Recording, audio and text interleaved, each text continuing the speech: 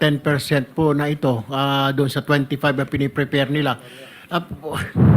Pero po, Mr. Chair, ang tanong ko lang po ulit ay, pero sa pag-prepare po, hindi po ninyo natanong para kanino ba ito, boss? Para kanino ba ito, boss? Para kanino? Tama naman po yung mga pinagsasabi niya pong pangalan.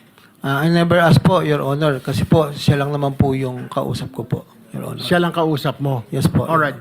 Isa pa pong matanong ko po, kasi nabanggit na rin po ni ninyo, ng grupo ninyo, yung 3 pong kasamahan po namin earlier, o 2 po namin kasamahan, si Senador Jinggoy Estrada. Si Senador Jinggoy po ba, na-meet ninyo personal o kahit nakausap sa telepono in person? Never po, Your Honor, na kausap tungkol po sa ganyang bagay o sa telepono po. Never So, po. hindi po ninyo na-meet? Yes po, Your Or Honor. nakausap si Senador Jinggoy? Hindi po, maliban lang po nung, hindi ko po alam kung birthday yun, yung nasa picture po.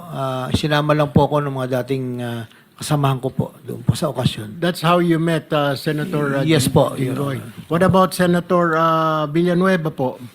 Senator Villanueva, nakakasama ko lang po siya pag may mga inauguration po, groundbreaking ng mga projects po sa Bulacan. Being the district engineer po, nakakasama ko po siya pag ganung mga okasyon.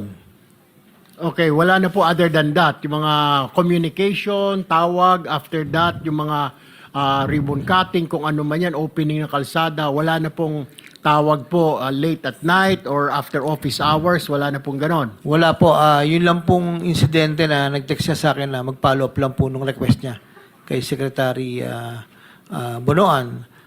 Dito po sa budget hearing, yun po, doon ko po siya kinausap dito tungkol po doon sa request niya kay Secretary Bonoan.